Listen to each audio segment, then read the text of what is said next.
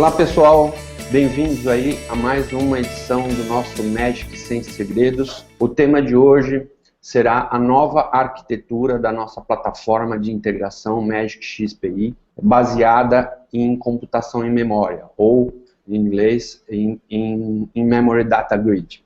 Iremos abordar todos os aspectos relativos a essa melhoria de infraestrutura que a plataforma de integração recebeu na última versão, trazendo mais estabilidade, escalabilidade, uma robustez maior aos projetos de integração. Iremos abordar aí com detalhes aí todas essas novidades, espero que seja útil aí para todos vocês. Meu nome é Rodney Repulo, estou aqui hoje com o Manuel Frederico também, que vai explicar melhor a parte técnica, fazer uma apresentação aí mais detalhada da parte técnica. Eu sou CEO da Magic Software, Manuel Frederico, nosso Magic evangelista e gerente de produto. Estamos aqui também com o Vinícius, dando apoio aí na infraestrutura do evento. E vamos a ele, vamos começar, espero que vocês gostem. Bom, então como eu comentei na introdução, nosso tema de hoje é a arquitetura em Memory Data Grid da plataforma Magic XPI, a versão 4. Até a versão 3 nós chamávamos o produto de iBolt, o produto teve uma mudança de nome, acredito que a maioria de vocês tenham acompanhado aí essa mudança. Então agora a nossa plataforma de integração se chama Magic XPI. Essa é a nossa agenda do Magic Sem Segredos de hoje. Nós vamos falar rapidamente um pouquinho sobre a Magic Software, apenas um slide. Eu vou dar fazer uma introdução aí da arquitetura da plataforma Magic XPI. Depois entramos na parte do Magic em Ação, que vai ficar na responsabilidade aí do Manuel Frederico. E já lembro a todos que no final nós temos a nossa sessão de perguntas e respostas. Por favor, ao longo da sessão, se vocês tiverem alguma dúvida, algum comentário, enfim, alguma questão a colocar, já vão colocando no post do blog, porque aí no final da sessão nós vamos responder a todas as questões, tá? Não deixem para colocar no final as perguntas, porque há um delay aí entre a nossa transmissão e a gente acaba finalizando a sessão achando que não tem perguntas e elas acabam vindo aí depois que nós encerramos, tá? Então, ao longo da sessão, conforme vocês vão tendo as dúvidas, já vão colocando, nós vamos responder a todas elas ao final da sessão. Bom, para quem não conhece a Magic Software é uma empresa aí, um fornecedor global de plataforma de desenvolvimento e integração de aplicações, com mais de 30 anos de experiência, com destaque aí nas áreas de tecnologia e inovação, sempre inovando, sempre buscando trazer aí o que de mais avançado existe em termos de tecnologia para as suas plataformas e, consequentemente, aos parceiros e aos nossos clientes. Né? Um foco em necessidades de negócios, então são plataformas voltadas a negócios. A Magic é uma empresa de capital aberto, ela já faz parte da bolsa da Nasdaq de Nova York aí desde 1991, né? Então uma das pioneiras aí fora dos Estados Unidos a abrir capital na bolsa Nasdaq. São 14 escritórios mundiais, a Magic está presente com escritórios próprios em mais de 14 países, e presente em mais de 50 países através de distribuidores. Temos mais de 3.000 parceiros no mundo todo e essa é a nossa grande fortaleza, ou seja, a nossa atuação através de parceiros nos dá aí uma abrangência, uma capilaridade muito interessante e uma segurança a todos que podem contar com mão de obra qualificada de todos os nossos parceiros para os projetos. Bom, vamos entrar então agora na plataforma de integração propriamente dita, na nossa versão 4 do Magic XPI. A Magic resolveu fazer uma revisão do nosso iBolt 3, aí, da versão 3 que nós tínhamos do iBolt, identificou uma necessidade de melhorar todos os aspectos relativos à parte de infraestrutura, principalmente em tolerância à falha, recuperação de erros, escalabilidade e performance.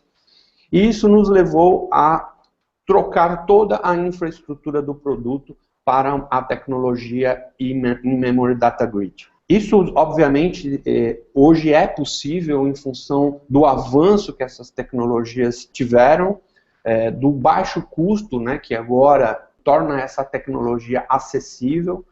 Essa tecnologia hoje ela é base para que se trate do assunto Big Data, que é um assunto que também vem sendo tratado por especialistas da área de TI ultimamente, com bastante ênfase, e isso só está sendo possível realmente em função dessa nova tecnologia que vem sendo possível ser utilizada agora em produtos para pequenas e médias empresas, vamos dizer assim, porque anteriormente essa tecnologia ela era uma tecnologia praticamente exclusiva para grandes projetos. Existe ainda uma segunda revisão que foi feita na plataforma, e essa fase ela ainda está em andamento, né? Ou seja, a parte de infraestrutura ela já foi concluída, esse lançamento já ocorreu no ano passado, e essa segunda revisão ainda está em curso. Essa segunda revisão está trazendo para nós novos adaptadores, né? Há uma previsão aí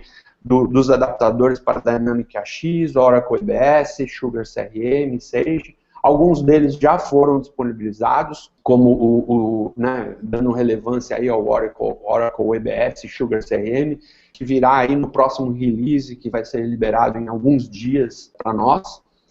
Outros adaptadores virão aí ao longo do ano. O segundo item, que fez parte dessa segunda revisão, né, itens relevantes, obviamente, existem centenas de itens que estão sendo considerados aí numa revisão de versão, nós estamos comentando apenas os principais. O segundo que nós gostaríamos de destacar é a inclusão de capacidades BAN e monitoramento visual. A Magic está reformulando todo o seu monitor, toda a sua capacidade de monitoramento para um monitoramento mais visual, um monitoramento mais no conceito de BAN, que é Business Active Monitor, ou seja, um monitoramento de atividades de negócio, trazendo funcionalidades que vão possibilitar que esse monitoramento seja levado não só para o projeto em si, para a infraestrutura do projeto, mas sim com uma visão mais voltada ao negócio, ao projeto, ao conteúdo que está sendo tratado. Isso hoje já é possível, como quem já conhece a plataforma sabe, mas a Magic vem fazendo investimentos para tornar essas características, essas funcionalidades mais fáceis, né, diminuindo cada vez mais a complexidade para que a gente consiga usufruir dessas funcionalidades. E por último, uma abertura e suporte maior a padrões, investindo aí num conector SDK em Java e Visual Studio, para que seja possível tornar mais fácil, na verdade, né, torne mais fácil ainda a confecção de conectores para produtos legados ou produtos dos nossos ASVs, para que os nossos ASVs possam criar adaptadores próprios para conectar os seus serviços, expor os serviços da sua aplicação através da plataforma Magic XPI. Bom, fazendo um resumo, né, da plataforma em si, principalmente para quem não conhece ainda muito profundamente a plataforma Magic XPI, a plataforma ela tem uma biblioteca de conectores pré-construídos, né? Esses conectores, adaptadores também, né, no sentido de aplicações, trazem aí uma facilidade muito grande para que a gente consiga se conectar, por exemplo, num SAP, através da plataforma Magic XPI. Nós nos conectamos a todos os serviços que o SAP fornece, né, nas mais diversas versões do SAP, tanto o R3, como o All-in-One, como o Business One. Salesforce, que é uma das aplicações que vem crescendo muito a sua utilização no mundo inteiro e não é diferente no Brasil. Nós temos tido aí diversos projetos, tivemos diversos projetos ao longo de 2013 realizados para integração com o CRM Salesforce, Então, através da plataforma Magic SPI, que pode também ser colocada na nuvem, você pode conectar diversos aplicativos, entre eles um Salesforce SAP, por exemplo, Oracle, Microsoft e assim por diante. A plataforma ela é livre de código, ela tem uma interface gráfica intuitiva e para que os projetos de integração sejam realizados sem a necessidade de codificação ou desenvolvimentos mais complexos. Essa é uma das principais características que trazem o projeto de integração para um nível mais alto, tirando aí toda a complexidade, o trabalho que existe de codificação. Os códigos eles são encapsulados em componentes, em conectores, então nós temos conectores para rastrear uma pasta, checar uma pasta de FTP, enfim, receber um web service, fazer chamada de um web service, enfim, existem componentes que executam as suas funcionalidades básicas. Outras características técnicas, como compatível com a classe mundial SOA, uma arquitetura orientada a serviço, segurança. Um fator que nós entendemos que seja muito importante para uma plataforma de integração, ou seja, nós somos agnósticos de vendedores, né? Ou seja, nós não somos uma ferramenta de integração da SAP, da Microsoft ou da Salesforce, nós somos uma ferramenta independente. E essa é uma característica muito importante para que a gente consiga realmente dar importância e relevância à integração com todas as tecnologias existentes no mercado, né? E o principal viabilizador do sucesso dos projetos de integração é a nossa rede de parceiros, né? A nossa rede de profissionais certificados ao longo aí dos 30 anos de existência da empresa e dos mais de 10 anos aí que a plataforma de integração foi lançada. Para quem gostaria de conhecer um pouco mais da nossa plataforma de integração e não teve a oportunidade, recomendo assistir o nosso episódio anterior do Magic Sem Segredo, onde falamos do valor estratégico da adoção de uma plataforma de integração, onde o Leandro Romero, nosso gerente de produto, gerente de tecnologia e produto, fez uma apresentação básica, uma apresentação completa aí da plataforma de integração. Então recomendo aí vocês assistirem o nosso episódio anterior aí do Magic Sem Segredos. Bom, voltando aí agora para a versão 4. Quais foram as novas capacidades que foram inseridas no produto que trouxeram aí essa mudança, né? Relembrando, né, ou enfatizando que essas mudanças elas ocorreram no nível de infraestrutura. Ou seja, não houve nenhuma mudança na forma de desenvolver o projeto, no conhecimento necessário para o desenvolvimento de um projeto. Então, o desenvolvedor vai continuar utilizando e desenvolvendo o projeto da mesma forma, sem necessidade de um novo treinamento. Todas as mudanças da versão 4 ocorreram no nível de infraestrutura, tá? Então, o primeiro setor aí que nós gostaríamos de destacar né, são essas capacidades de cluster que a plataforma trouxe. Esse é um benefício que você acaba tendo sem a necessidade de nenhuma alteração no projeto. A partir da migração para a versão 4, essas capacidades passam a estar disponível para essa capacidade, passa a estar disponível para o projeto migrado. Então você, né, vai utilizar aí, através dessa nova infraestrutura, uma infraestrutura, obviamente, de hardware preparada para cluster.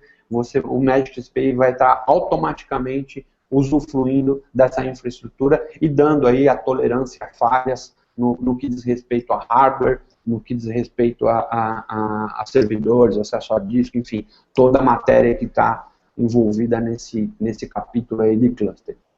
Um segundo item que veio com uma nova capacidade que veio com a versão 4 foi novas capacidades de recuperação, ou seja, o Frederico vai entrar em mais detalhes aí na parte do Magic em ação, mas gostaríamos de ressaltar que agora existem facilidades para a recuperação de erro e muito mais robustez na forma como essa recuperação ela está ocorrendo. Tá? Então isso traz aí um ponto fundamental, um ponto importante a projetos de integração, que é a capacidade de se recuperar em situações de erros, porque você está interagindo com diversos sistemas, você pode estar chamando um serviço que não responde, ou está executando uma rotina externa ao projeto, que trava, por exemplo. Então, todas essas situações, elas podem trazer uma instabilidade a um projeto de integração, e agora o Magic SPI traz características interessantes que vão possibilitar que situações como essa sejam tratadas, dando aí maior estabilidade e uma disponibilidade maior aos projetos de integração. O terceiro item é a escalabilidade. A tecnologia de computação em memória, o In-Memory Data Grid, ela traz aí uma escalabilidade chamada de elástica, né? Porque você tem muito mais facilidade de escalar dentro dessa tecnologia do que numa tecnologia baseada em camadas, como nós tínhamos aí até a versão 3. Tá? Então isso também vai ser explorado mais adiante com mais detalhes, mas é importante pontuar aí como uma das novas capacidades da versão 4. E por último, o gerenciamento. Trouxe aí, essa versão 4 trouxe aí capacidades de gerenciamento muito mais, com muito mais recursos, com muito mais facilidades, auxiliando aí o gerenciamento de um projeto de integração. Fechando aí essa introdução, gostaríamos aí também de ressaltar que essas capacidades, elas obviamente se tornam em benefícios para os projetos de integração. Né? Os benefícios passam a ser uma robustez muito maior do projeto, nós temos aí uma disponibilidade 24/7 embutida através desses conceitos de clustering, escalabilidade e o gerenciamento melhorado que houve na plataforma. Toda essa infraestrutura ela está muito melhor preparada para projetos de mobilidade, nuvem e Big Data, porque dentro desses projetos há uma incerteza de volumes de transações, você pode estar fazendo uma integração de um projeto de mobilidade com o seu ERP, por exemplo, e num pico de vendas, você pode ter o teu sistema indisponível, e essa capacidade de escalar de forma elástica, ela traz aí uma robustez maior e uma disponibilidade maior dentro dos projetos de integração. Um baixo custo de propriedade, porque você, através todas essas capacidades que elas foram inseridas na infraestrutura, elas são capacidades prontas, então elas vão exigir muito pouco trabalho, né? Muito pouca esforço de mão de obra para usufruir desses benefícios dessas capacidades, né? Importante dizer que essas capacidades, elas já eram possíveis serem realizadas com as versões anteriores, mas a um custo muito maior, ou seja, você exigia aí um certo trabalho dentro do projeto ou na infraestrutura do projeto para chegar ao mesmo ponto que agora nós chegamos com a versão 4, com pouquíssimo esforço envolvido. Livre de risco, ou seja, a nossa preocupação sempre é essa, ou seja, trazer aí uma migração mais suave possível aos nossos parceiros, aos nossos clientes, enfim, a todos os projetos que estão rodando na versão 3. Hoje, a migração para a versão 4 é uma migração 100% compatível, 100% automática, então não há necessidade de ajustes ou retrabalhos dentro do projeto para que ele seja executado na versão 4. Então isso traz aí um risco praticamente nulo. Aí, obviamente, nós recomendamos sempre que os projetos sejam testados antes de colocar em produção, né, por questões óbvias de metodologia, mas nós não identificamos até agora nenhuma necessidade de ajuste em projetos que nós tivemos aí migrando ao longo de 2013. E a plataforma traz aí como um último benefício o conceito que nós temos destacado como o slogan aí da Magic Software, que é a tecnologia à prova de futuro, ou seja, com um projeto realizado com o Magic SPI 4, você tem aí, você está preparado para futuros cenários de alto volume, cenários aí que exijam baixa latência, tanto no mobilidade quanto em nuvem, como em Big Data, enfim, todos os projetos que vão exigir mais estabilidade, mais potência aí de execução. A tecnologia do Magic SPI hoje está preparada para dar essa resposta. Bom, gente, essa foi uma introdução. Eu vou passar agora a palavra ao Manuel Frederico, para que ele conduza aí a apresentação. Relembro vocês da parte de perguntas e respostas. Por favor, vocês tendo aí alguma dúvida, já vão colocando no blog, que nós vamos responder ao final da sessão. Fred, é com você. Olá, pessoal. Eu sou o Manuel Frederico e vou estar com vocês, então, a partir de agora, aqui na apresentação, para nós vermos um pouco mais em detalhes a nova versão Magic SPI 4. Então, nós temos aqui, retomando desse slide, Magic em ação, vamos começar a conhecer agora a nova versão 4.0 do Magic SPI, versão que está quase de aniversário, né? Agora em abril já vai fazer 1 ano de mercado da versão 4. Então, vamos iniciar falando sobre arquitetura baseada em Space, que é o novo conceito que vem aí com a versão 4. Até então, até a versão 3, nós trabalhávamos numa arquitetura baseada em camadas. Uma arquitetura já antiga, para vocês terem uma breve noção, ela chegou no mundo Magic por volta de 98, 99, com o lançamento do Magic Enterprise versão 8. Foi a primeira versão Magic para aplicações Enterprise. E ela foi herdada pelo iBolt e posteriormente pelo Magic SPI. Então, essa arquitetura ela foi construída numa época em que conectividade e memória, disponibilidade de memória, era limitada e era considerado o gargalo dos processos. A infraestrutura era totalmente diferente do que a gente tem hoje. Então, ela faz um uso intensivo de I/O, muito input e output nos recursos disponíveis, e a natureza dela não é uma natureza distribuída, é uma natureza centralizada, praticamente para rodar em um hardware, uma máquina servidora. Quando começa a precisar usar essa estrutura para rodar em várias máquinas, já a coisa começa a ficar mais fácil, mais difícil, aliás, né, de executar. O que torna ela complicada para fazer o escalonamento. Por exemplo, se eu tenho várias camadas, eu estou montando uma estrutura que eu posso enxergar ela como uma cadeia de sistemas, uma corrente. Então, basta que um elo da corrente não esteja bem para comprometer toda a estrutura. Então, se eu vou fazer um investimento numa determinada camada, só naquela camada já não é suficiente para melhorar a performance do processo. Tem que escalar todas as camadas juntas. Aqui nós temos um desenho para exemplificar essa estrutura, várias camadas compondo a solução e os canais de comunicação entre eles. Então, todos eles precisam estar no mesmo nível, senão a parte mais fraca ela está comprometendo o desempenho das outras partes. Dentro dessa arquitetura baseada em camadas, nós temos esse desenho aqui, que são das soluções dispatcher, ou soluções que utilizam broker, que é o nosso caso, né, do Magic SPI até a versão 3.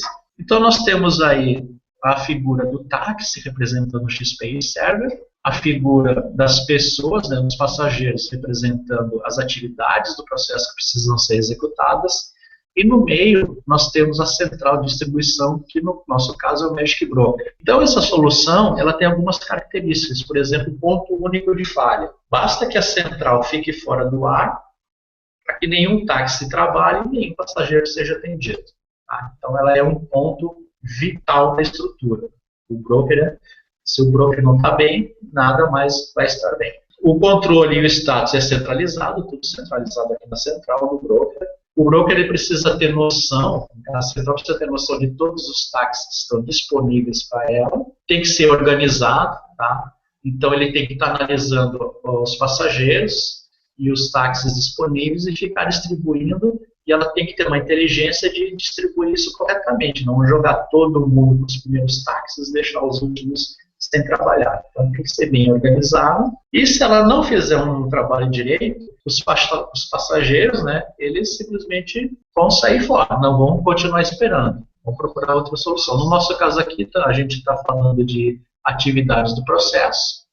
Se o broker não conseguir atender elas a contento, simplesmente essa atividade não vai acontecer. Então, para nós termos um visual mais técnico dessa solução, nós temos aqui um Magic XPI 3.4, né? Magic que está nessa arquitetura. Então, nós temos aqui o broker, que é esse desenho vermelho e azul, e debaixo dele 2 XPI servers. Então, esses XPI servers estão executando projetos de integração, e todas as atividades do projeto, né, que no nosso caso aqui a gente chama de fluxo de integração, eles são executados na forma de mensagens que chegam até o broker e ele distribui para o servidor. Então, uma das características daquele slide, que era o servidor se registrar no broker, nós temos aqui no controle do broker, ele mantém uma lista estrita de quem são os servidores que estão disponíveis para ele executar os processos.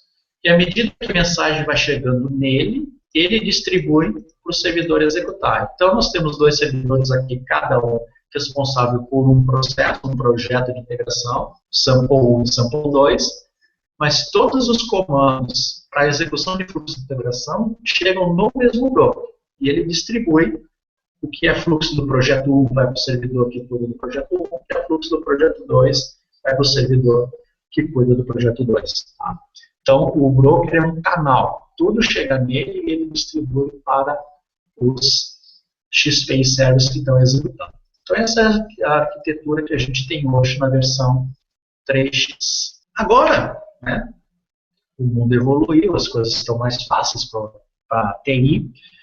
Nós temos uma nova arquitetura disponível, que é a arquitetura baseada em Space. O Space ele é uma grande área de memória que guarda de forma conjunta dados e lógica. Tudo está organizado num grid, por isso que dá o nome de In-Memory Data Grid. O In-Memory Data Grid ele é o conjunto maior, e ele pode ser subdividido em vários spaces. E como ele está em memória, o acesso a essas informações, sejam instruções de lógica ou sejam dados, né, ele é ultra rápido. A gente está falando aqui de acessar memória RAM.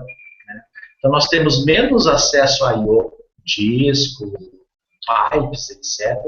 E nós estamos centralizando o nosso acesso à leitura escrita em memória RAM. Os dados são particionados entre os processos. Então, o grid ele não se limita a um processo EZ. Porque nós não sabemos que existe um limite de alocação de memória, tá, por processo do sistema operacional. O grid ele pode se dividir em vários processos diferentes, tá? Na verdade são vários .ezs diferentes, que se juntam em memória como se fosse um só, e por conta disso eles conseguem manipular uma grande quantidade de dados, que é um dos pré-requisitos quando a gente quer falar de Big Data, né? Manipular uma grande quantidade de dados. Outra característica da arquitetura Space é a resiliência.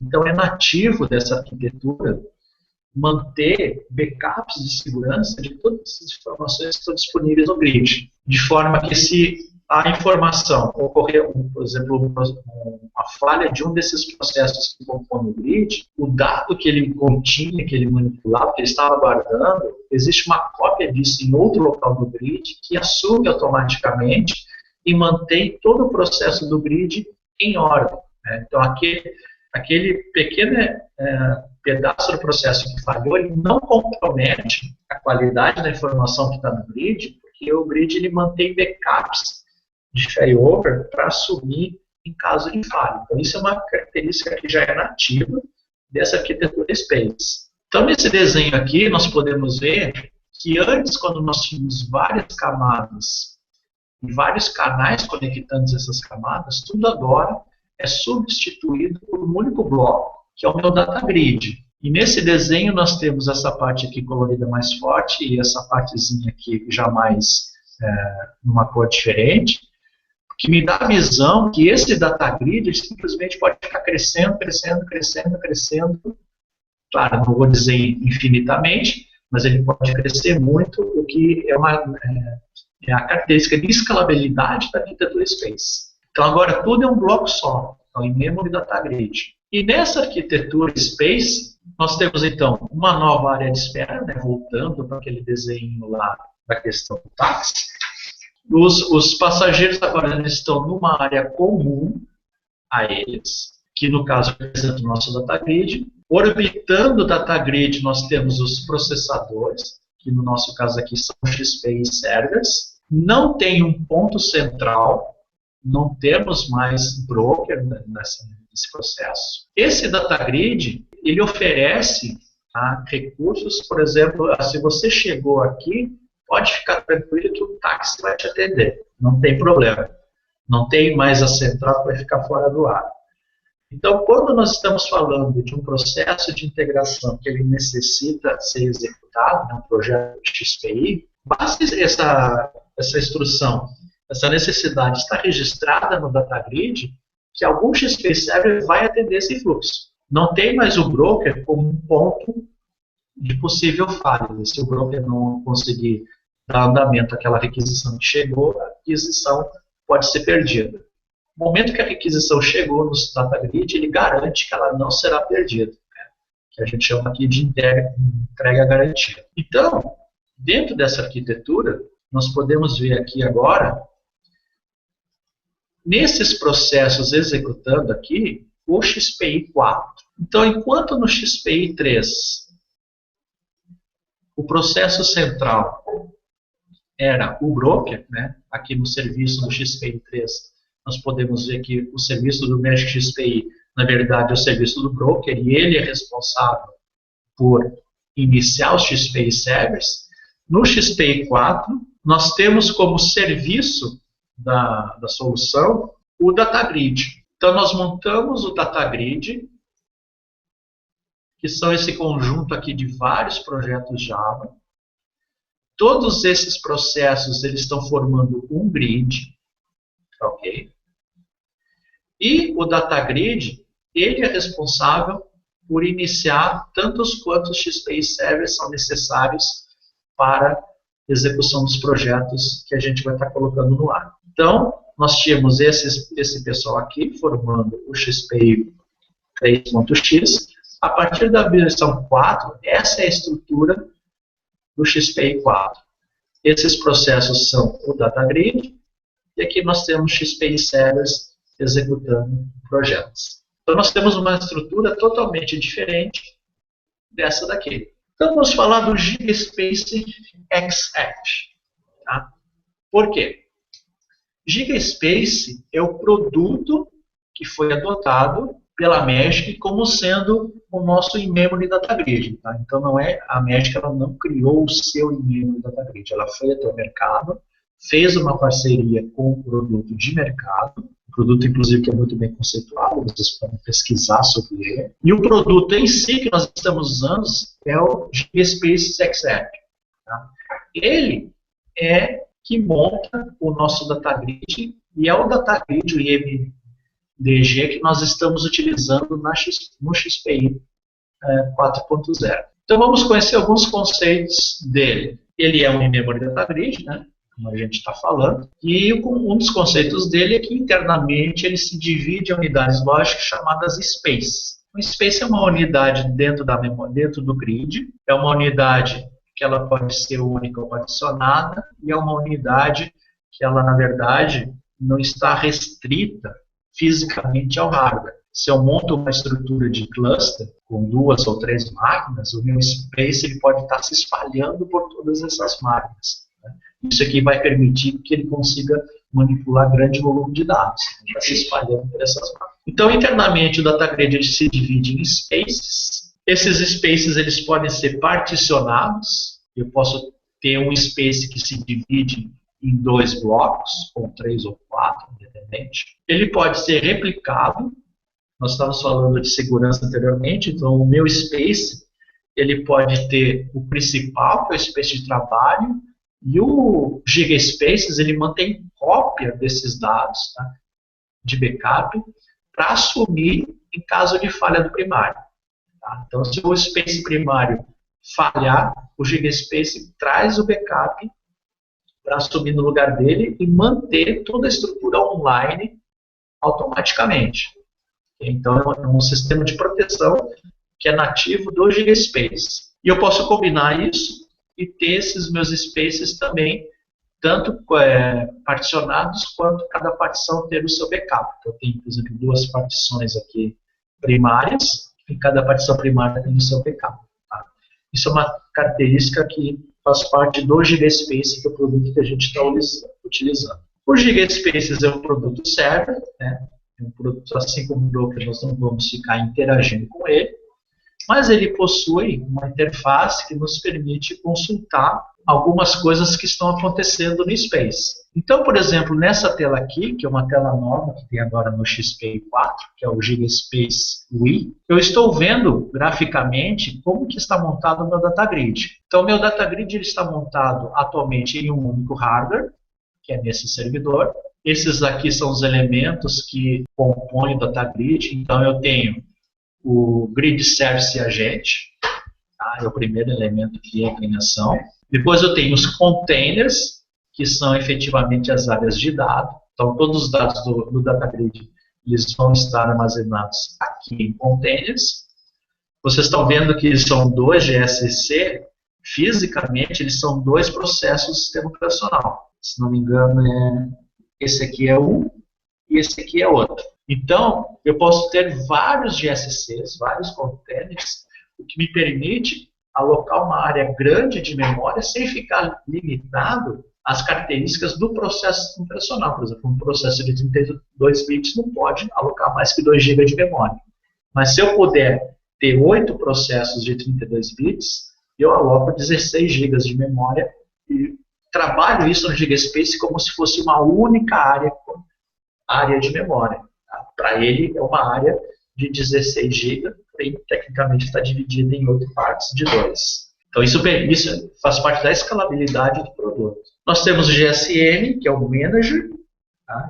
É o módulo do GigaSpace que fica controlando o funcionamento dos outros módulos. E nós temos também o LUS, que é o L é de lookup, o outro não vou me recordar agora. Mas como eu tenho um objeto que eu coloco no Memory Data Grid, ele pode tecnicamente estar separado em vários processos dentro dessa máquina, ou mesmo separado em várias máquinas, eu tenho um módulo que é responsável por localizar onde está aquele objeto que eu estou querendo ler ou gravar. Em que lugar físico dentro do grid ele está, então ele localiza e me devolve acesso a ele. Então nós temos aqui esse grid com 2 containers. Num container, esse azul aqui é o meu space de backup e o verdinho é o space de trabalho. Então todo o meu trabalho efetivamente com o Magic XPI vai estar sendo armazenado nesse space. E se por acaso esse space der problema, o GigaSpace traz esse backup aqui para fazer as vezes do primário e vai criar depois um novo backup para continuar mantendo a integridade. Depois nós temos a PU, que é a parte de Magic.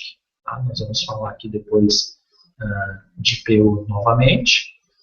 E nós temos o Space Browser, que eu também vou mostrar depois para vocês, que permite a gente fazer consultas diretamente no GigaSpace através da API do GigaSpace. Então esse gráfico, ele está mostrando para mim o meu DataGrid, como que ele está estruturado atualmente. Tá?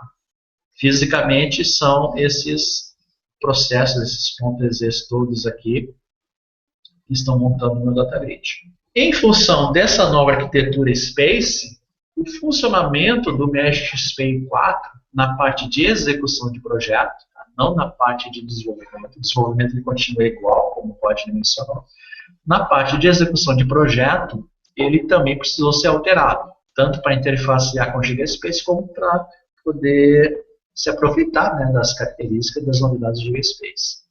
Então, no XPI 4, nós temos as entidades novas, alguns nomes novos, que nós não tínhamos até então, que é o Magic Space. Né? Então, como o GigaSpace ele é um DataGrid que se caracteriza por ser subdividido em spaces, o space que a gente cria nele para os projetos Magic Space se chama Magic Space. Então, por isso que vocês veem aqui Magic Space. Então, o Magic Space é o space do Magic Space que foi criado dentro do GDSpace. Workers. Isso aqui é uma coisa interessante.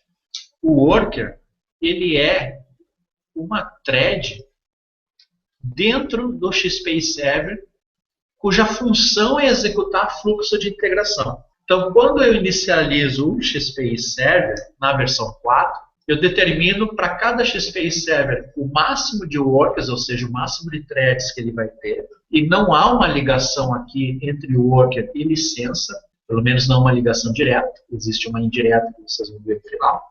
Mas, por exemplo, não é porque eu tenho uma licença de 4 threads que eu só vou poder ter 4 workers. Eu posso ter uma licença de 4 threads e definir que eu vou trabalhar com 40 workers nesse projeto. Então, os workers, eles são as threads que executam os fluxos de integração. Eles são inicializados todos quando o server é carregado. Tá? Então, quando o XSpace Server ele é carregado, todos os workers, né, se eu definir, por exemplo, que são 40, já há 40 threads debaixo desse ponto .ez aqui, diferente do que acontecia anteriormente, tá? Na verdade, até a versão 3, a thread ela era aberta exclusivamente quando o fluxo precisava rodar. Uma nova thread era aberta naquele momento. Agora não, elas são inicializadas quando o EZ começa a executar. Metadados do projeto, que é o arquivo IBP, né? O arquivo IBP é o conjunto de metadados de todo o projeto de integração XPI. Antes, ele era carregado no processo.ez. Então, o processo.ez, além de ter as threads de execução, ele também tinha todos os dados do metadado do projeto, né? E a responsabilidade de execução, de gerenciamento dessa execução. Na versão 4, o projeto não carrega mais no XSpace Server. O projeto carrega no grid. Então, quando nós mandamos inicializar um projeto, esse projeto ele não vai parar debaixo de um XSpace Server, ele vai parar dentro de um grid. E o motivo disso é simples. O motivo disso é porque agora, tem um slide mais à frente que detalha isso, o projeto, as partes do projeto, que são os fluxos de integração, ele pode ser executado por vários EZs diferentes, e não por um único processo XSpace Server. Até a versão 3, esse XSpace Server carregou um projeto, ele só roda esse projeto, só ele roda esse projeto. Na versão 4, não. O projeto pertence ao grid e XSpace Server pode executar esse projeto, porém não apenas esse EZ. Eu posso ter outros EZs que também executam esse projeto. Então o projeto não pertence mais ao XSpace Server, ele é uma entidade do DataGrid agora. E PU, na verdade, é a parte do Magic XSpace Server que está codificada segundo a API do GigaSpace. Né?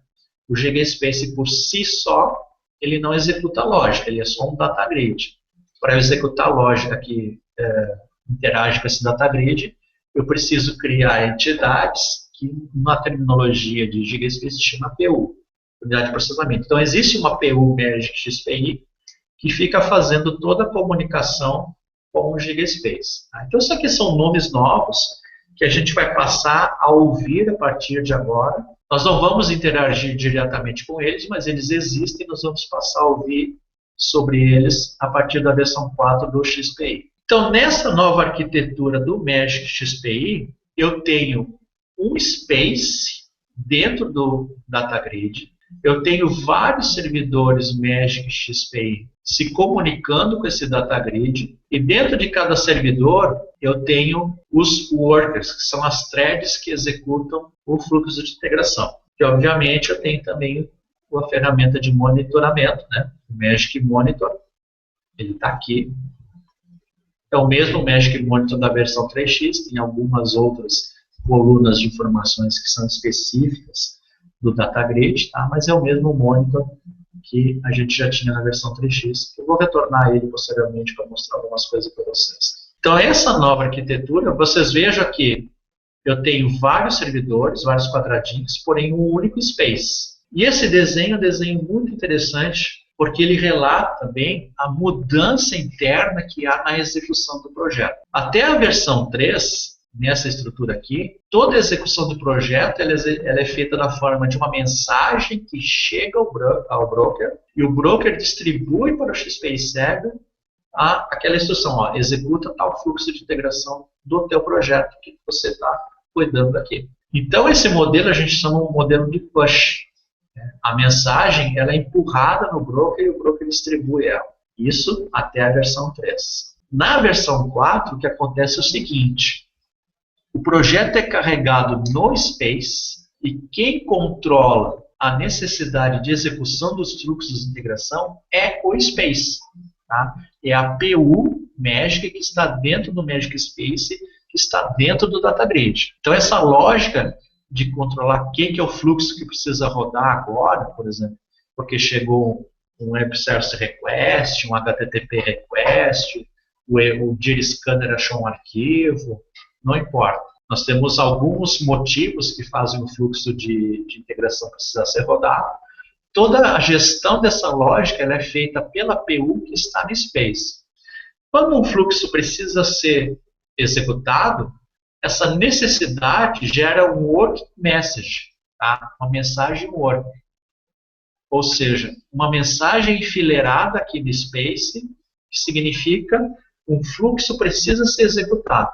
E ele contém todos os dados. Tá? Ele contém todos os dados de execução do fluxo mesmo, né? Se eu estou carregando esse fluxo com dados em variáveis ou dados que vieram externamente, esses dados estão no work message, e também todo o status de execução do fluxo, quem é o projeto, qual é o ID do fluxo, se é linear, se é paralelo, tudo isso também está dentro do work message. Então, a necessidade de execução do fluxo, ela gera uma nova mensagem do tipo work message. E o que acontece é que os workers que estão no XPI Server, eles ficam constantemente consultando essa fila e fazendo pooling da mensagem. Então, quando eu iniciei o XPI Server, defini, por exemplo, que esse XPI Server aqui, ele ia ter 10 workers, automaticamente esses 10 workers, eles vão ficar consultando a fila de mensagens do projeto que ele está responsável, e no momento que há uma mensagem, ele se apropria da mensagem, vem ao XPI Server e executa aquele fluxo. No final do fluxo, ele volta até a mensagem e atualiza o status da mensagem. Ó, fluxo concluído. E há uma lógica da PU aqui de monitoramento dessa mensagem. Então, por exemplo, aqui, eu tenho um worker, ele se apropriou da mensagem, a mensagem está... Então, a PU que está no Space, ela tem ciência, ó, tal worker de tal processo XPI está executando o fluxo A. Então, esse worker, ele é responsável por ficar avisando a PU se ele ainda está no ar ou não. Então, se executa, pois vamos supor que o worker apresentou problema e abortou. Ele para de notificar lá na mensagem que ele capturou que ele ainda está vivo executando a mensagem, e a PU automaticamente detecta que aquele worker foi embora, ela vai acionar essa mensagem e vai disponibilizar ela para outro worker, ou desse mesmo EZ, ou de um outro XPI Server, que possa pegar essa mensagem de novo e rodar o fluxo. É aquilo que a gente estava falando antes de entrega garantida. Então, se há uma necessidade de um fluxo executar, ele vai executar. Se aquela thread que estava executando não foi capaz de chegar ao seu final, uma outra vai assumir isso e vai executar esse fluxo. Vou mostrar isso na prática para vocês no final da apresentação. Então, os workers são threads genéricas de execução de fluxo. Eles carregam todos na inicialização do XPI Server, tá? Eles não são mais abertos sob demanda. Eles definem o máximo de processos paralelos que eu posso ter naquele XPI Server. Um worker, ele executa qualquer fluxo do projeto, tá? Ele não é dedicado a um determinado fluxo, ele simplesmente vai até o pool de mensagens, acha uma mensagem, essa mensagem já tem todos os dados que ele precisa para executar um fluxo, ele se apropria da mensagem, desce até o XPI Server e executa aquele fluxo. Então ele fica constantemente fazendo pooling e ele tem a incumbência de ficar atualizando a mensagem que ele pegou lá no grid, como que ele está o andamento dessa mensagem. Né? Então ele tem que avisar, não, ainda estou rodando, aqui eu tenho mais uns 4 steps pela frente, mas eu ainda estou rodando. Então ele fica atualizando o status da mensagem para que a PU saiba se ele realmente está vivo ou se essa thread já era. Se essa thread saiu do ar, então ela tem que executar uma lógica aqui de recuperação desse processo que estava em execução. Então esses são os works, são as threads debaixo de um XPI server que ficam fazendo pooling no grid em busca de fluxo para executar. Isso é uma coisa totalmente inversa ao que nós tínhamos anteriormente na versão 3. A execução de um fluxo era uma mensagem que chegava via push no broker, que distribuía ao XPI server e ele abria um worker nesse momento para executar aquele fluxo. Então nós temos um gerenciador de thread debaixo do XPI server, além dos workers, que são o pessoal que vai ficar executando o fluxo, existe uma outra entidade que é aberta no XPI server, que é o gerenciador de threads. Esse gerenciador ele tem a responsabilidade de ficar monitorando os workers. Por exemplo, se eu mandei iniciar 10 workers no meu projeto XPI e aconteceu um problema com 2, eu só tenho 8, então esse cara vai reiniciar mais 2 para que eu volte a ficar com 10. E ele também recebe as mensagens de shutdown do projeto. Então, novamente, quando eu estou executando o projeto e eu vou clicar lá no stop e vou mandar parar o projeto, isso gera uma mensagem aqui no grid. Essa mensagem não é uma mensagem work, é uma mensagem diferente, uma mensagem de shutdown. Quem faz pooling nela não são os workers de execução de fluxo, quem faz pooling nela é o gerenciador. E aí, no momento que ele identifica que há uma mensagem para parar o projeto, ele vai notificar os workers que o projeto precisa se finalizar para que ele termine o trabalho que eles estão fazendo, para que ele possa, então, fazer o shutdown do projeto. Tá? Isso é diferente do que tinha anteriormente, porque a mensagem de stop de um projeto era uma mensagem comum que chegava junto com todas as outras no broker para chegar até o XPI server. Então ela tinha toda a questão, por exemplo, de concorrência de thread com qualquer outro tipo de mensagem que existia no broker para ser processado. A versão 4 não. A mensagem de shutdown é uma mensagem separada, ela é tratada separada, que ela vai garantir realmente que esse shutdown seja processado, mesmo que todas as threads da licença estejam ocupadas naquele momento. Tá? Então há uma entidade no XPI Server chamada gerenciador de thread. A mensagem do worker, então, é aquele objeto que está aqui dentro do grid. Ele nasce a partir da necessidade de uma execução de um fluxo. O que faz um fluxo executar?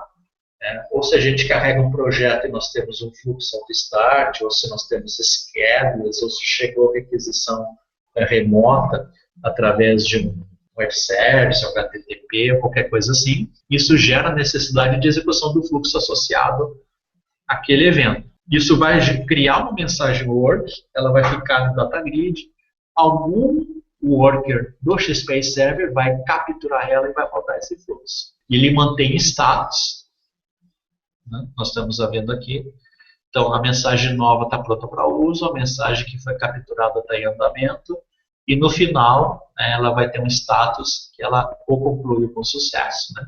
O worker, na verdade, chegou ao fim e avisou, ou essa mensagem está com falha e precisa entrar no ciclo de recuperação. E a mensagem root é removida do space e apenas o processamento bem sucedido. Então, na verdade, isso aqui está relacionado àquela questão da garantia de entrega, né? Que essa mensagem, uma vez que ela está no data grid, no Magic Space, o GigaSpace garante que ela não vai simplesmente se perder. Ela vai ser tratada de alguma forma. Isso é uma característica do GigaSpace. Então, o seu fluxo tem que ser executado. Ele não vai se perder porque algum server não pegou ele a tempo, porque não tinha nenhum worker naquela hora. Tá? Ele vai receber o tratamento dele. Essa mensagem, essa execução de fluxo. E Space PU é a lógica, né? O Magic XPI Server, a execução antes, ela era restrita. Toda a lógica Magic XPI Server, ela estava no ponto .ez do Magic, né? No ponto .ez do XPI Server. Hoje, a lógica de execução de um projeto, ela está dividida. O XPI Server A única coisa que ele sabe fazer agora é executar fluxo de integração. Porém, o excedente a parte extra de lógica, gerenciamento e controle, tudo isso é na verdade, são classes Java, né, porque o GigaSpace é todo um framework Java, que está na Magic PU e ela fica dentro do Space. Tá? Então, a execução de um projeto Magic SPI na versão 4 é dividida. Parte da lógica da execução é o SPI Server, né, execução de fluxo, porém toda a parte de gerenciamento está na Magic PU. Triggers externos, basicamente as que a gente mais conhece aqui são Web Service, HTTP, né, são sistemas externos que geram uma necessidade de execução de um fluxo de integração através do acionamento de um trigger. Todas essas triggers externas, hoje, elas não chegam mais no broker, né? Até a versão 3, tudo isso gerava mensagem que chegava no broker via push, não existe mais o broker agora, elas vão gerar mensagens que também serão work messages que ficarão enfileiradas aqui no grid. Então, se eu faço, por exemplo, uma chamada web service, antigamente essa chamada chegava diretamente no broker e o broker via XPI. Hoje essa chamada ela vai gerar uma mensagem. A minha chamada, o cara que escreveu essa mensagem, ele fica aguardando a conclusão da mensagem, mas ela é uma mensagem que está aqui no grid e que um worker pegou e tratou essa mensagem. E aí ele atualiza o resultado da mensagem. Uma vez que é medida, a resposta retorna ao cara, né, que disparou essa trigger, no caso eu chamei web service, a quem consumiu o web service. Então as triggers externas, todas as triggers externas hoje, elas também geram mensagens no workspace e fica aguardando a resposta. E entidades compartilhadas, alguns objetos de um projeto Magic XPI, anteriormente, tudo do Magic XPI residia no espaço de memória do XPI Server. Tá? Então o XPI Server carregava o projeto e toda a lógica, todos os dados, variáveis globais, etc., tudo isso, na verdade, era alocado na memória do próprio XPI Server.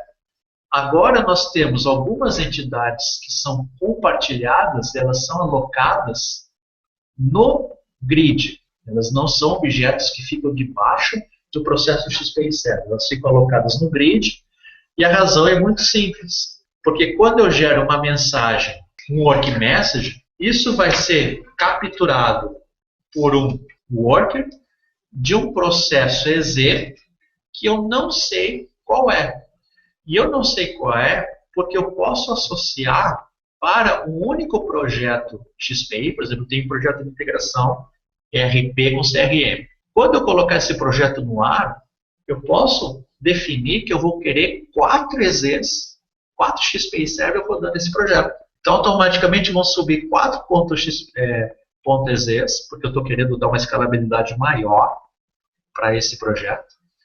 E esses 4 .EZs vão rodar o mesmo projeto. Todos eles têm os seus workers, e algum worker de algum desses EZs é que vai capturar a mensagem lá no pool do work message para rodar o fluxo. Então, quando eu gero a mensagem, eu não faço ideia, né, nos casos que eu tenho mais de um servidor atendendo aquele projeto, eu não faço ideia de quem é exatamente que vai capturar aquela mensagem. Então, todos os objetos que são globais, eles precisam agora ficar armazenados no Space e não mais debaixo do processo EZ. Então, no XPI 4, o XPI Server ele está relegado a um executor de fluxo. Ele não faz mais nenhuma atividade de gerenciamento e ele também não guarda mais dados que são globais ao projeto. O único dado que ele pode guardar é aquele que é local ao fluxo que ele está executando, que foi criado quando o fluxo iniciou e vai ser destruído quando o fluxo termina. Todo o resto agora reside no Space. Nós temos no nosso blog da Magic Brasil alguns posts sobre Magic XPI 4 e GigaSpace, e nós temos um que fala justamente dos benefícios de ter múltiplos servidores, múltiplos XPI servers atendendo o mesmo projeto. Assim, por que que eu teria 2 ou 3 ou 4 XPI Servers atendendo um único projeto? Então, nesse post aqui, a gente menciona alguns benefícios.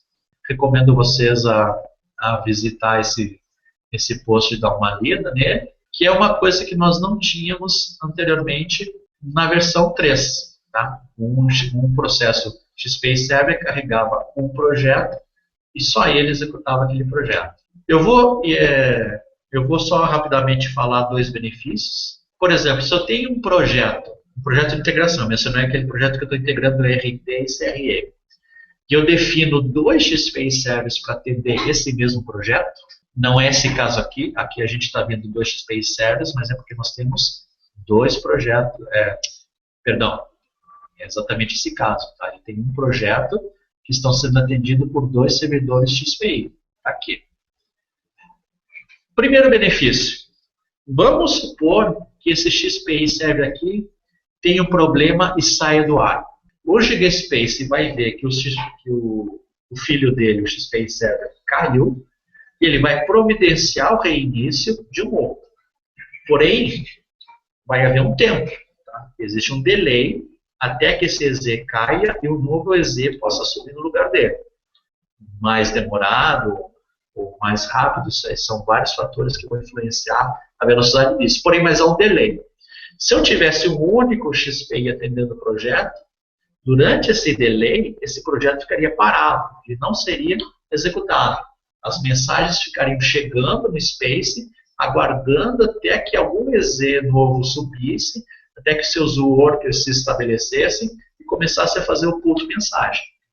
Agora, se eu tenho 2 EZs, eu tenho 2 XPI Servers aqui, havendo pequeno tilt nesse aqui, os workers desse outro, eles continuam visitando a fila e dando andamento no projeto. Então, eu estou melhorando a performance e a minha tolerância à falha simplesmente porque eu estou atendendo 2 XPI Servers atendendo esse projeto. Isso é um exemplo. Um outro exemplo, que inclusive foi que a gente usou lá no post do blog, vamos supor, hipoteticamente, que esse projeto ele está atendendo trigs externas, chamadas remotas, e a execução do fluxo é uma execução complicada que aloca muita memória. Tá? Vamos supor que a execução desse fluxo, por algum motivo, ele precisa alocar 100 megabytes de memória desde que o fluxo termina até que o fluxo finaliza. E vamos imaginar que, como isso é acionado por um web service, eu recebi 15 chamadas simultâneas e eu tenho thread suficiente na licença, eu vou atender essas 15 chamadas em paralelo. E como é o mesmo fluxo, cada instância vai me alocar 100 megas de memória. No único ponto .ez, como o worker é uma entidade que está debaixo do XPI Server, ele trabalha no espaço de memória do XPI Server. No único ponto .ez, eu estaria falando aí de 15 workers alocando 100 MB cada um, 1 GB de memória para este processo .ez. Então, eu estou sobrecarregando a área de dados do XPI Server e estou sujeito a todos os problemas que isso pode dar. Por exemplo, qualquer processo Windows eu alocar 1 GB e meio de memória, ele vai sentar e vai gerar uma série de problemas. Agora, se eu tenho 2, 3 ou 4 servidores XPI Servers atendendo esse projeto, como todos os workers dele vão estar visitando a fila de mensagens, tá? A execução dessas requisições ela será distribuída entre vários EZs. Então, ao invés de eu estar consumindo 1 GB e meio de memória de um único processo sistema operacional, eu posso estar dividindo isso entre 4, 5 processos e tendo benefício, né? Tá fugindo dessa questão de limitação de memória. Então, são 2 exemplos assim que eu posso me lembro agora assim, de benefícios para a gente poder ter mais de um XPI Server atendendo um único projeto.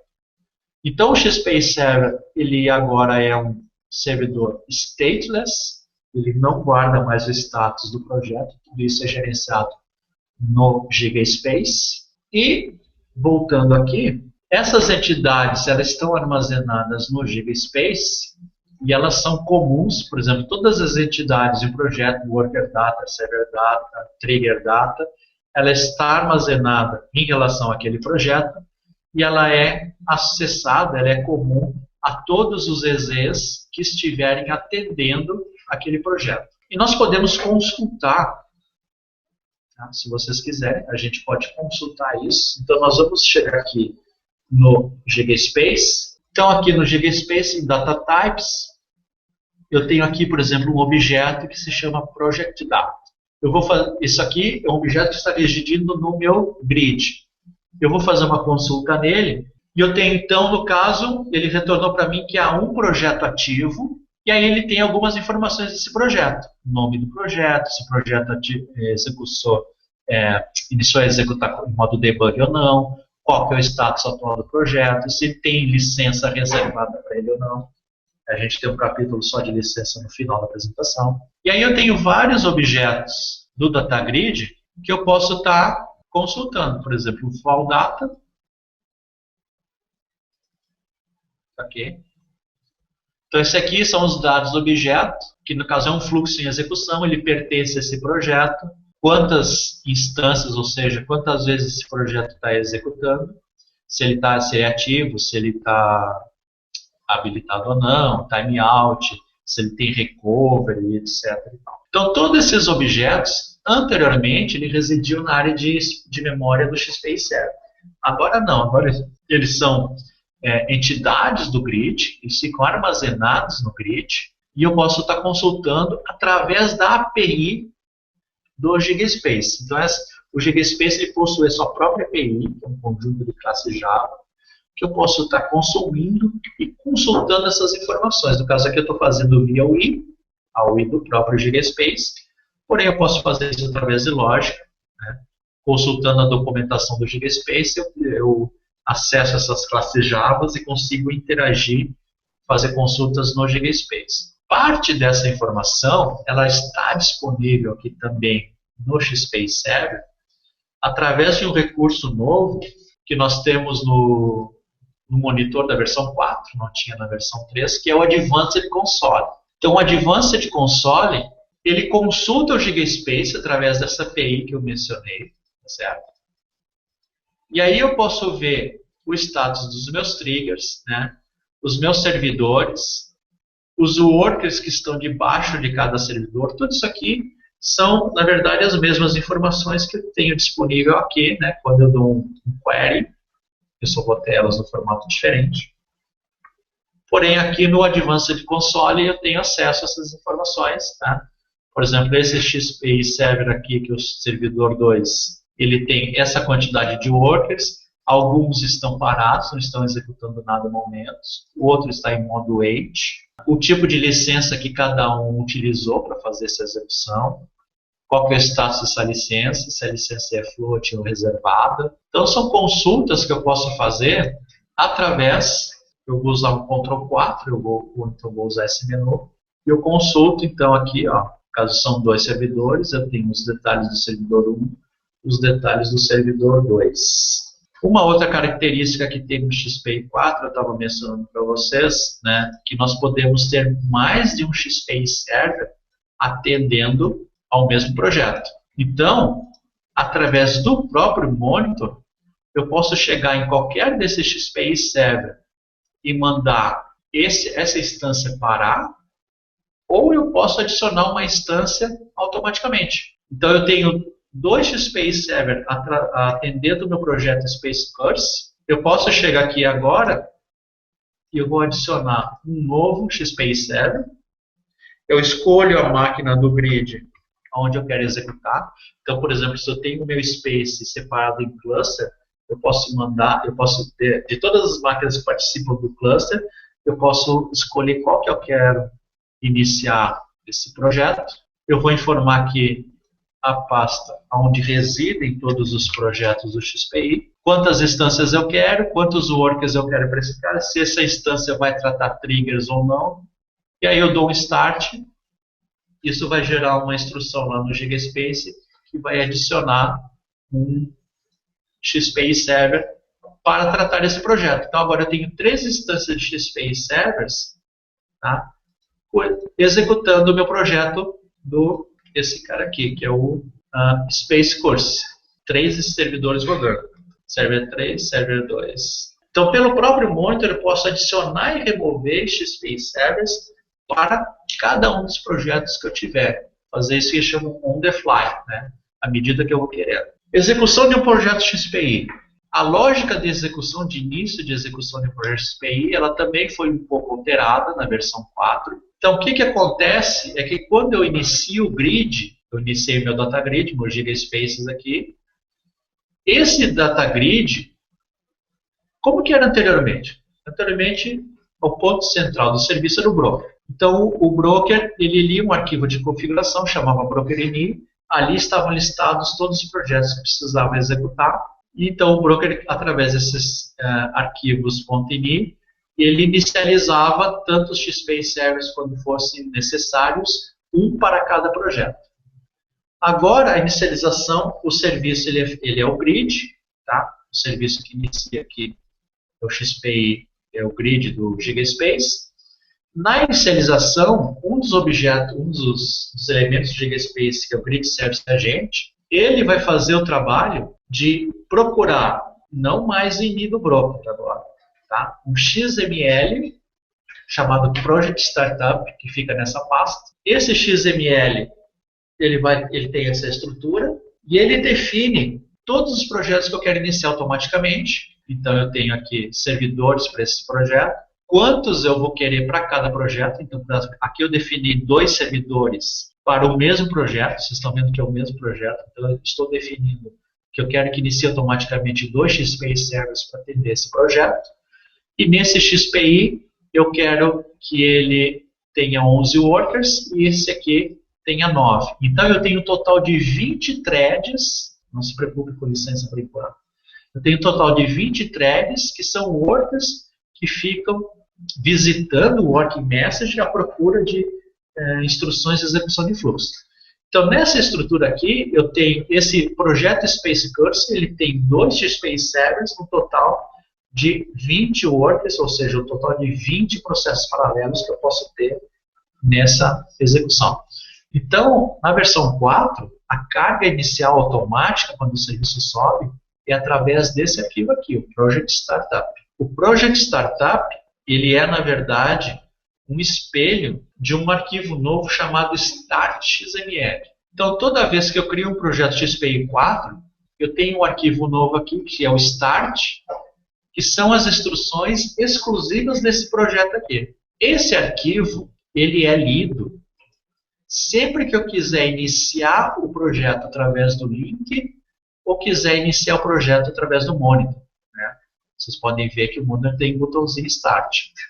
Então, eu continuo com a opção de iniciar um projeto através do Start do monitor, através do shortcut, que é esse atalho aqui, e automaticamente no serviço, quando o grid entra em ação. Então, se eu usar o Start ou se eu usar o monitor, ele vai até a pasta do projeto e procura o arquivo Start.xml. Vocês podem ver aqui pelo atalho, tá, que existe a referência ao arquivo Start.xml na carga desse projeto. E no monitor a mesma coisa. Se eu iniciar o projeto pelo monitor, ele vai ler o Start.xml. Nesse Start.xml estão as configurações do projeto. Já o serviço, ele procura um outro arquivo que tem a mesma estrutura. Tá? Vocês podem ver que ele é igualzinho, só que ele tem outro nome e ele está em outro lugar. Então, obviamente, né, nós, como nós não temos mais broker, tudo que a gente colocava no broker.ini teve que ser colocado agora em outro lugar. Então, o lugar que a gente utiliza na versão 4 é o Project Startup na pasta config. Então, aqui é o que eu falei, né? Os modos que a gente tem. O próprio debugger lê o Start.xml. Então, ele lê o arquivo, ele gera um comando para o GigaSpace, a PO do Magic carrega o projeto no Space, o grid, aí ele comunica o GSA. O GSA é o cara que cuida dos EZs. Então, esses EZs que nós estamos vendo aqui de baixo, eles são iniciados e finalizados pelo GSA, Grid Service Agent. Quando um cai, por exemplo, a responsabilidade de mandar sobre o outro é o GSA. Então, o Magic PU comunica ao GSA quantos servidores ele tem que iniciar.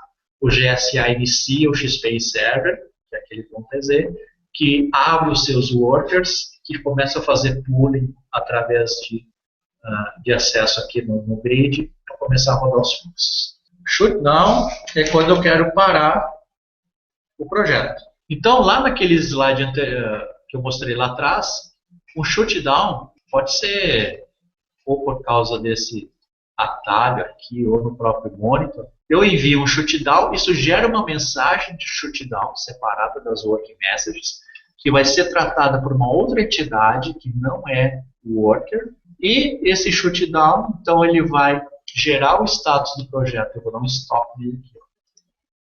Shutdown in progress. Então agora começa todo o sistema de notificação ao XPI Service, que eles precisam finalizar os seus workers. Se o worker está trabalhando, ele tem que, no mínimo, finalizar aqueles steps. E aí vocês viram agora que eles foram morrendo, e o shutdown aconteceu, e o shutdown em progress, eu vou dar um refresh, ele ainda está em progress porque os objetos ainda não foram totalmente liberados aqui no grid space, mas o status dele, ele vai alterar para stopped. Toda a finalização não foi concluída ainda, então o shutdown agora é um processo que naturalmente ele demora um pouquinho mais, e o status do projeto vai mudar para stopped, e se algum, por exemplo, servidor, o XPI Server, não atendeu corretamente o shutdown, o GSA mata ele, né, para a gente não ficar com aqueles .ez perdidos, que às vezes ficavam até a versão 3 lá, manda parar, mas ainda fica com EZ.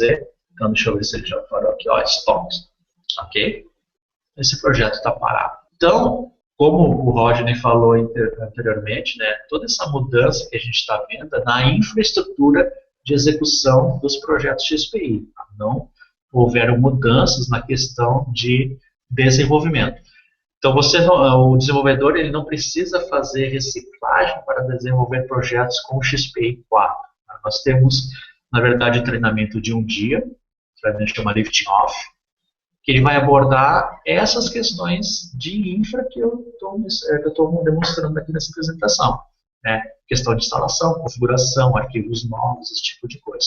Mas apenas relacionado à montagem da estrutura do grid, do GSpace e de configuração, não relacionado à parte de desenvolvimento. Então vamos falar um pouco do mecanismo de licença. Tá? Para poder falar do mecanismo de licença, eu vou dar um start novamente aqui nesse projeto. Esse start aqui, ele vai ler o start XML do projeto. O start XML do projeto, ele está definindo uma única instância com 10 workers, tá certo? Então, agora que eu vou dar o start aqui, eu não vou ter mais 2 servers atendendo esse projeto, eu vou ter um só. Tá? Não precisa se assustar que não é nenhum problema de execução, não. Eu estou mandando ele executar agora com uma única instância de servidor. A questão da licença é o seguinte. Tecnicamente, tá, você precisa solicitar uma alteração de licença. Então, você tem lá a sua licença de versão 3. Se você colocar ela no XPI 4, o XPI não vai rodar. O XPI Server, não o grid. O grid não está ligando para isso. Mas o XPI Server não vai subir, porque a licença da versão 4 do XPI 4 ele tem um flag diferenciado, que é esse aqui. Então, se ele não está presente na licença, o XPI Server não sobe. Então, tem que haver a substituição da licença. Tá? Substituição física da licença versão 3 pela licença versão 4. A licença do XPI 4 ela é fluid por padrão. Ou seja, eu subo um servidor lá que tem 4 threads, essas 4 threads são automaticamente divididas e disponíveis para todos os projetos que eu subi usando a mesma licença. Então ela é fluid por padrão, não requer nenhuma configuração adicional. Nós até tínhamos a opção de licença float na versão 3, tá? Mas ela não era default. Eu precisava fazer uma configuração especial no broker e ela era gerenciada pelo broker. Agora não, ela é default e ela é gerenciada no Space.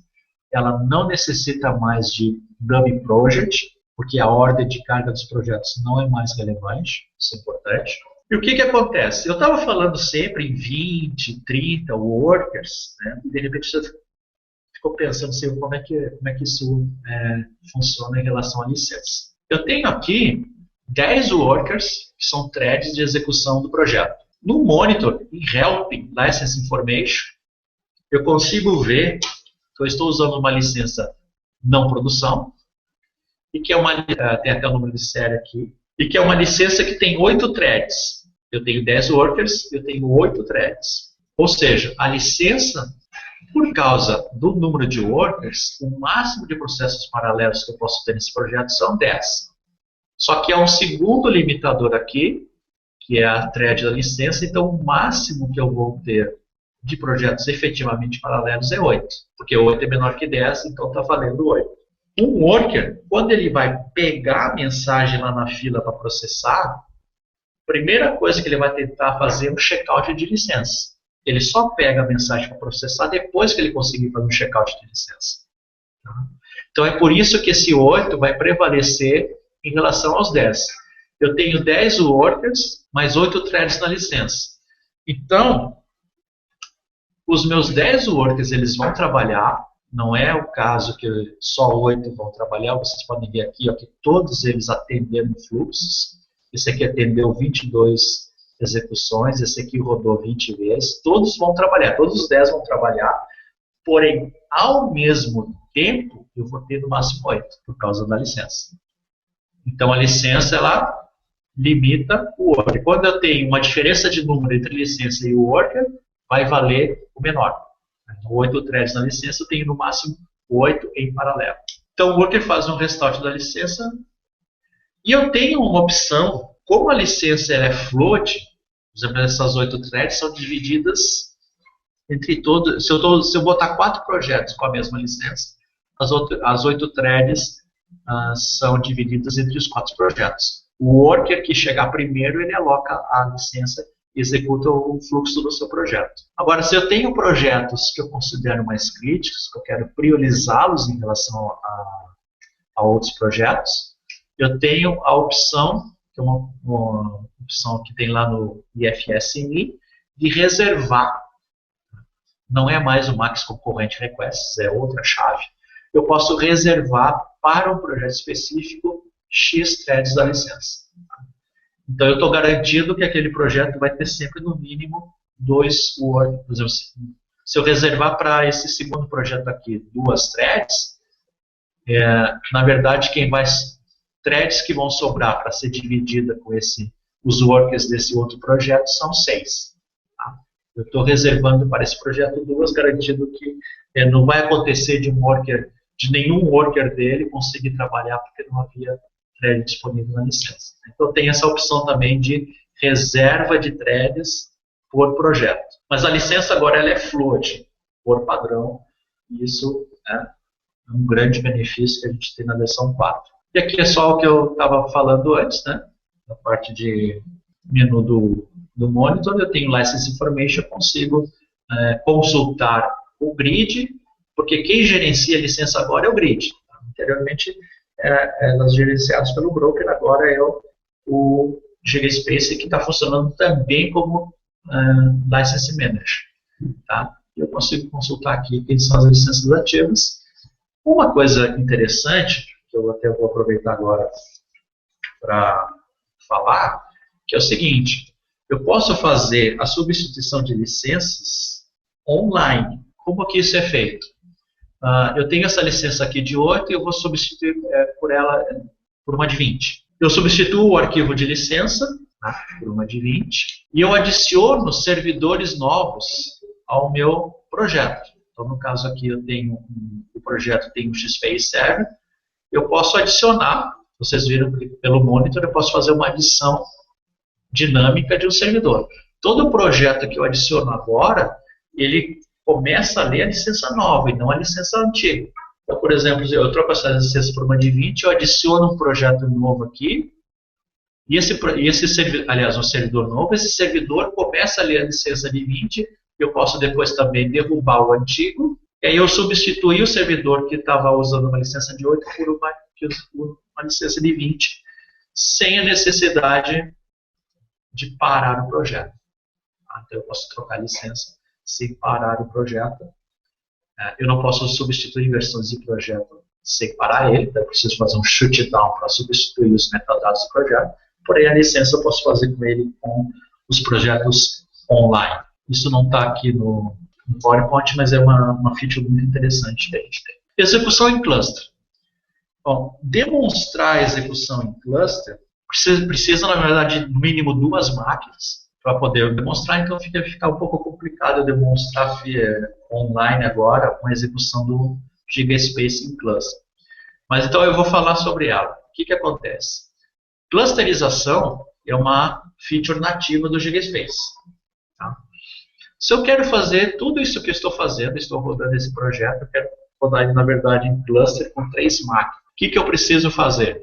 Na verdade, eu instalei o XPI e o GigaSpace nessa máquina, eu tenho que repetir essa instalação nas 3 máquinas. Eu tenho que repetir a instalação nas 3 máquinas, porém eu vou alterar uma configuração do GigaSpace. Isso é visto naquele treinamento que eu falei de um dia, tá? A gente aborda essas questões. Eu tenho que alterar a configuração do GigaSpace para que só uma das máquinas rode a PU. Só uma máquina pode fazer o deploy da Magic PU. Então eu altero, eu instalo nas 3.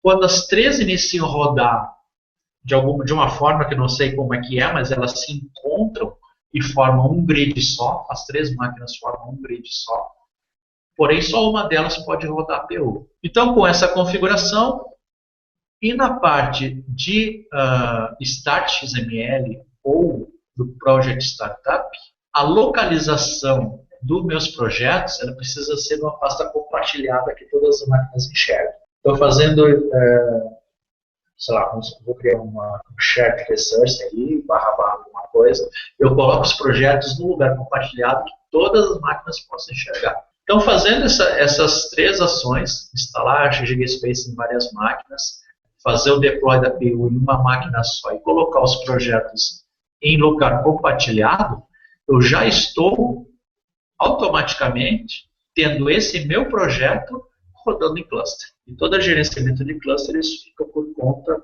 do GigaSpace. E o LUS também ele precisa ser rodado em uma só dessas máquinas.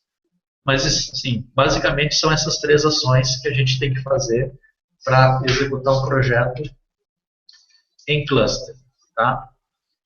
Os detalhes, enfim, a gente esmiuça isso mais naquela questão do treinamento de um dia, ou eventualmente, né, a gente pode fazer uma sessão aí, específica para alguém para fazer uma demonstração de clusterização. Mas é muito simples, porque é uma feature nativa do GigaSpace. Tá? Então, eu instalei 3, 4 GigaSpaces na mesma rede, configurei eles sobem, eles se juntam, formam uma nuvem só, e aí os projetos vão para essa nuvem, e o LUS do GigaSpace ele é responsável por localizar o objeto, qual máquina que está, etc. Execução em cluster, migração. Bom, como foi falado, não há mudanças de desenvolvimento de uma versão para outra. Eu vou dar um stopzinho aqui nesse projeto, para demonstrar uma outra coisa para vocês. Não há mudança de versão, então quando eu quero migrar um projeto de versão 3 para a versão 4, eu só preciso fazer uma coisa.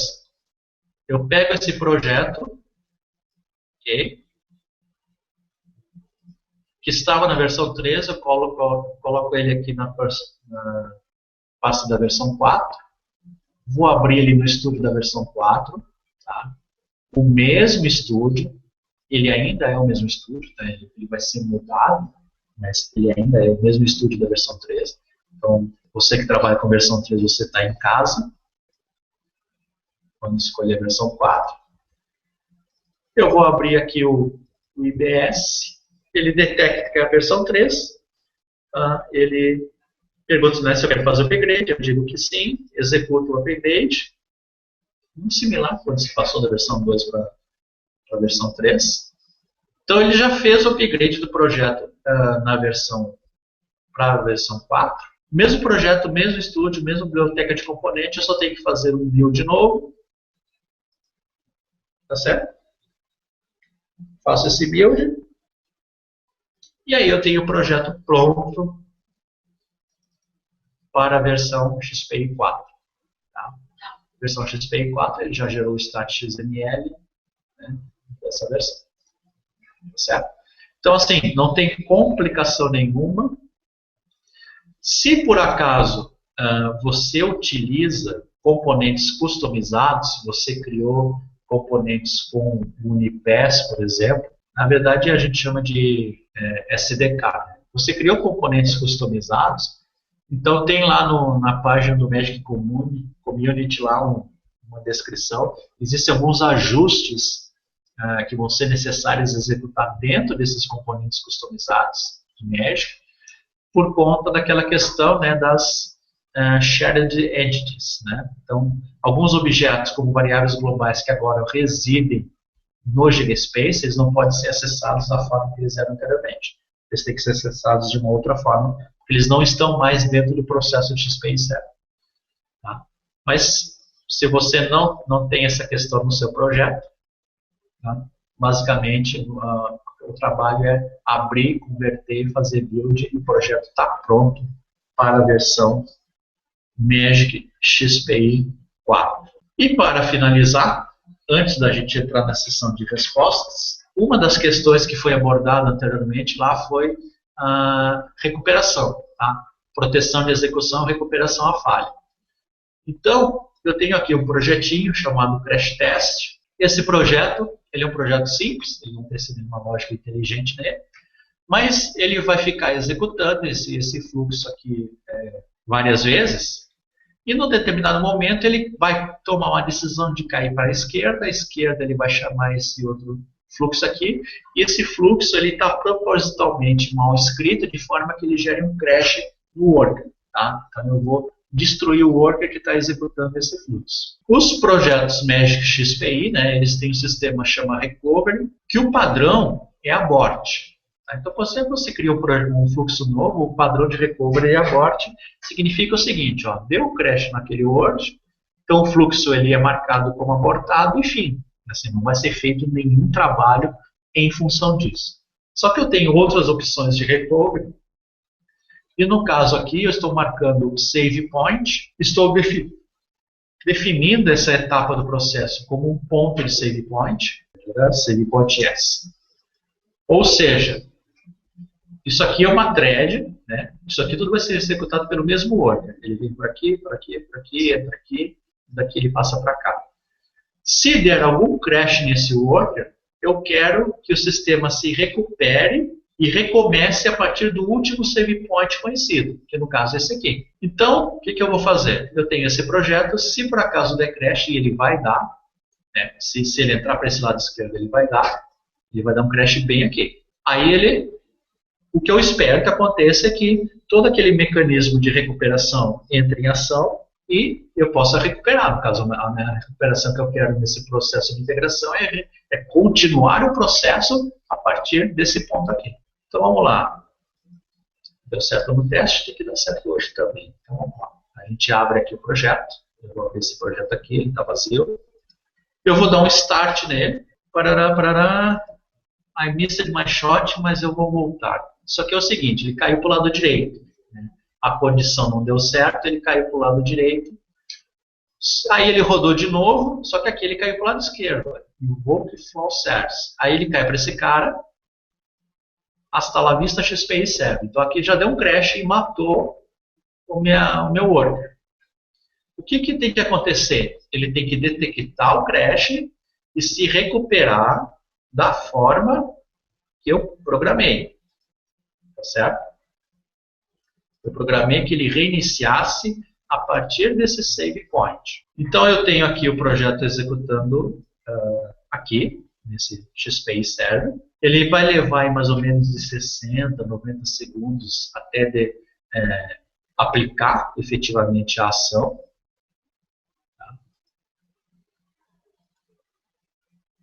Aqui. Então aqui, 50, crash test. Então já detectou que um fluxo foi abortado. Tá certo? Quem detectou? Todo o mecanismo que eles chamam self-healing. Tá? Então, o self-healing do XPI 4 que está monitorando a saúde dos workers que pegaram mensagens para execução de fluxo, o worker parou de responder, né? Parou de atualizar que estava vivo, o self-healing detectou isso, e aí, conforme, aqui, ó, save point recovery, porque é o que eu queria que acontecesse, né? Que eu queria, o meu recovery policy de crashes nessa thread aqui era um save point. O último save point conhecido é esse cara aqui, ó, invoke flaw service, tá? Então, flaw abort, save point recovery, ele recomeça desse cara, tá vendo?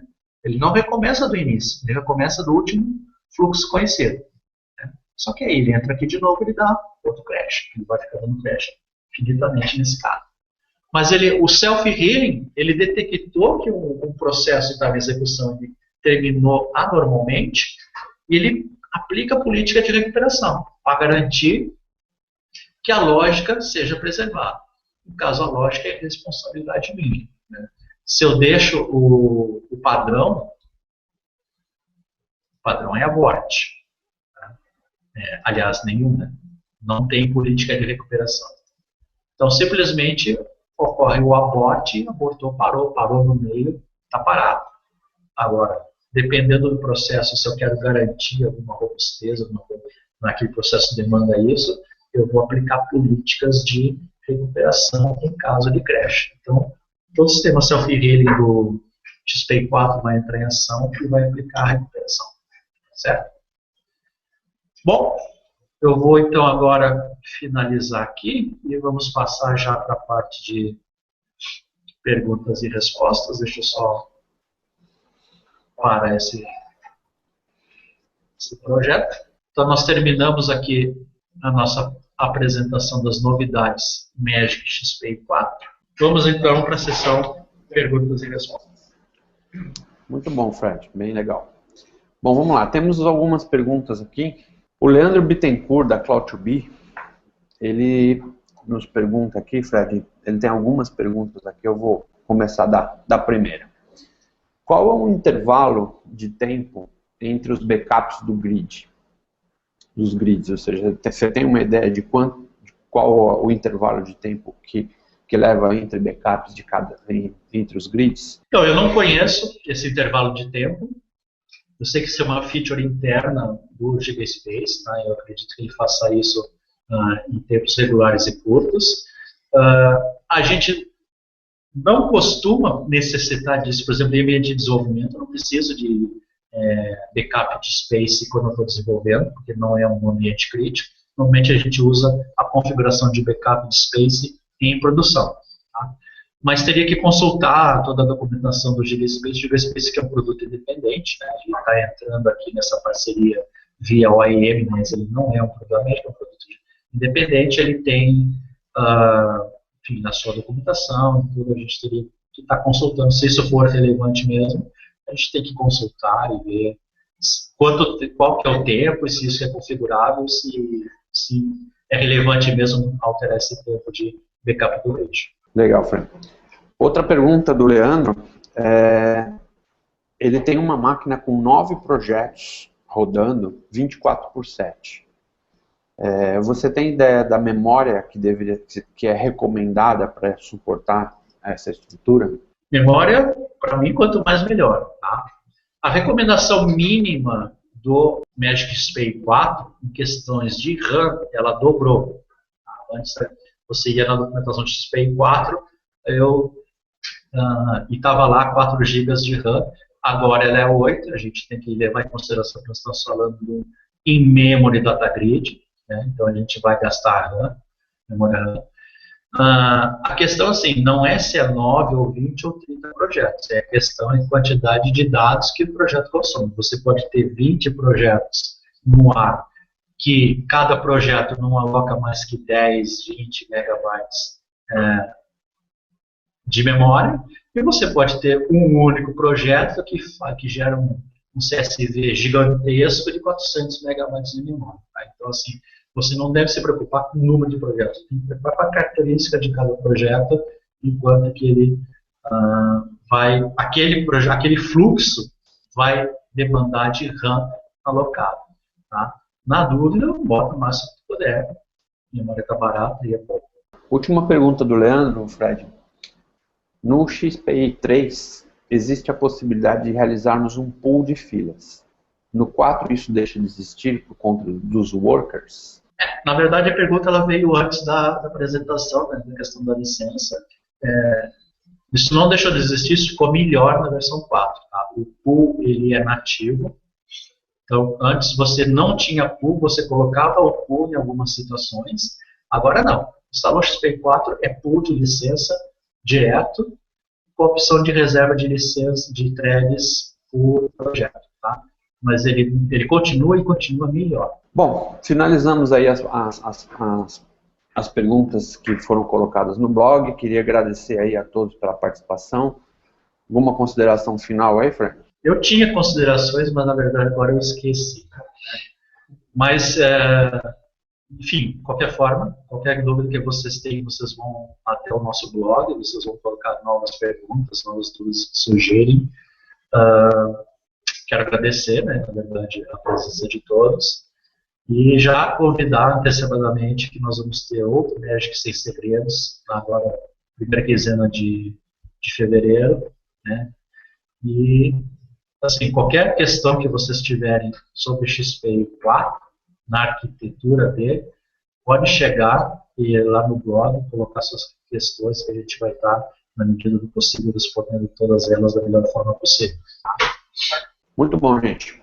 Bom, obrigado também. Queria agradecer aí ao Manuel Frederico pela belíssima exposição aí do Magic XPI 4. Vinícius também, obrigado aí pelo apoio aí na infraestrutura dessa transmissão. Reforçando o que o Fred disse, por favor, coloquem aí novas dúvidas, mesmo quem estiver assistindo a sessão gravada, tiver dúvidas, pode colocar no post, que nós iremos responder com bastante prazer. E fica aqui o convite para dia 14 de fevereiro, a nossa próxima sessão do Magic Sem Segredos, onde nós vamos abordar as características peculiares aí de um desenvolvimento offline, tanto para desktop quanto para mobile, que é uma característica aí da plataforma de desenvolvimento Magic XPA, e nós vamos estar focando com um pouco mais de atenção as características específicas daí da parte offline. Fica aí o convite para vocês nos acompanharem ao vivo aí no dia 14 de fevereiro, às 10 horas da manhã. Um grande abraço, obrigado.